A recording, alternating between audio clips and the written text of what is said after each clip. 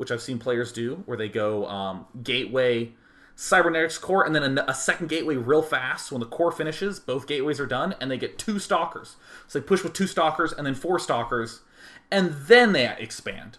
Or in Brood War, the FD push, where you move with 6 Marines, 1 tank, and a Vulture. And that could do a lot of damage, but the point is that it sets you up to expand. And really, if it's doing one of those well, then I think it's a great build. I don't think it necessarily has to get an expansion up really early or be geared towards that at all. Yeah. So, let's see here. Oh, here's a question by Lone Sword about my playstyle. Day 9. I noticed you prefer a 2-gate opener against Toss and Zerg as Protoss. Do you think other openers offer as many advantages? Are there any others that are aggressive, but overly so? I'm a little confused on the last question, but I'll just happily talk about the 2-gate stuff. So again, Zerg, I pretty much prefer 2 gates. I just like 2-gating Zerg. Protoss, I don't really think it's... I'm struggling to find ways to make it feel like, yeah, really good.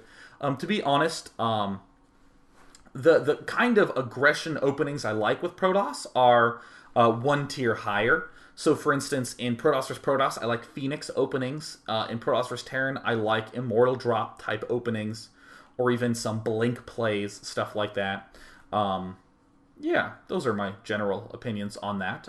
Yeah, I would definitely recommend that if you're looking for a cute way to be aggressive, just pick a tech structure for Protoss, like the Stargate. What can I do with a Stargate? Void Rays or Phoenixes. Let's pick one of those. Void Rays. What happens? And then you can kind of play around in that space and see how it works. And yeah, I just like those because I get the chance to be aggressive, and I like being aggressive. Yeah, so Icy Cup Alu says, oh, by the way, hi Icy Cup, I'm so glad you're participating in the Day 9 Starcraft 2 Countdown event. So it says, Day 9, this game was full of attacking your opponent on 2 fronts. Say you're doing a drop and are attacked at the same time. How do you determine where your drop units are best served? Whoa, that's like one of the hardest questions in the game. And that's part of the reason, again, why it takes a very long time to get established. Because in a sense, when you're in that situation, you have been there more than once because you've played so much. And you can say, yeah, definitively, I know I'm safe here. Like, for instance, what is a really great example? I'm going to use some StarCraft 1 examples. I prefer to use StarCraft 2 examples, but StarCraft 1's always sort of surface first, because the game's been around for 12 years, so there's really established types of plays. If you're Protoss against Terran, and you go for a really fast Reaver drop, I can tell you right now that if the Terran is trying to do a really fast push, you're probably going to have to come back and defend with the Reaver. Fortunately, the Reaver will rape that really early push, and you can go right back to harassing. Yeah. If you do some sort of early expand and then do a Reaver drop, in a lot of circumstances, you don't need to pull that Reaver back. You can rely on your Dragoons and good positioning to do that, because that's just sort of how the timing works. Unless he's doing a Mondo like 4 Barracks 1 base push. 4 Factory 1 base push. So what I would say is that if you are doing a drop, when do you determine? So my immediate answer is just pick one and run with it. Just be like, I guess I'll return home. That seems good. And then if that turned out to be the bad choice, then I guess I'll stay. Depends a lot on how badly you're going to lose. What's nice about Protoss is that they can do things like Force Field to delay.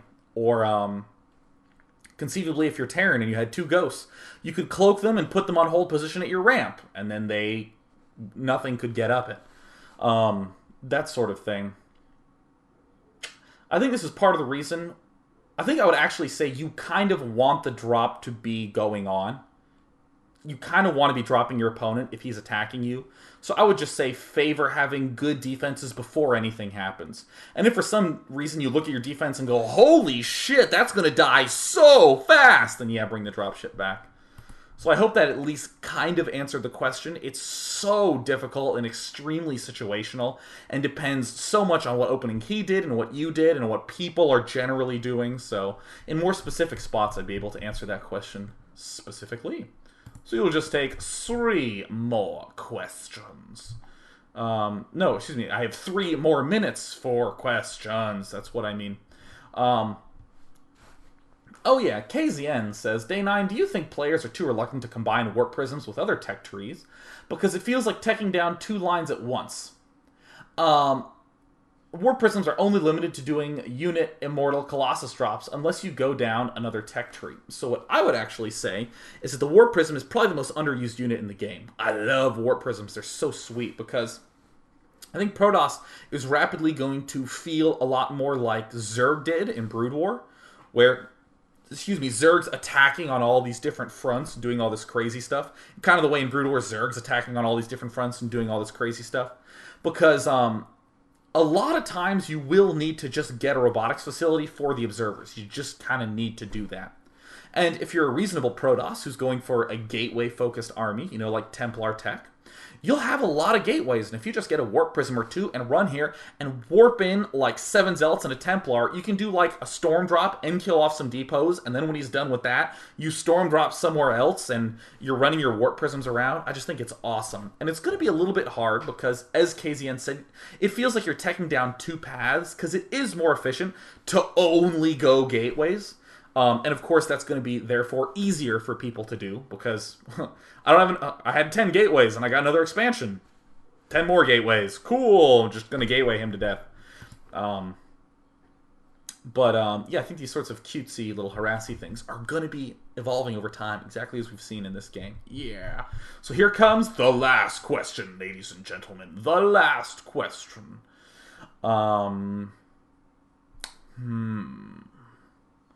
Mr. Kobayashi asks a very interesting question. What do you think would be a good answer to the Protoss unit composition? Don't you think all those Marauders are too weak against so many sentries? I definitely think so in a direct push. If I have like 20 Marauders and you just have Zealot sentry, you're gonna crush me. Because you force field my Marauders in half, the Zealots come up, and then the Zealots and Sentries just sort of whack away at you. But what makes the Marauders so scary with the style that Mu did is that in a drop they kill buildings really fast. So Marauders are actually an excellent harassment unit.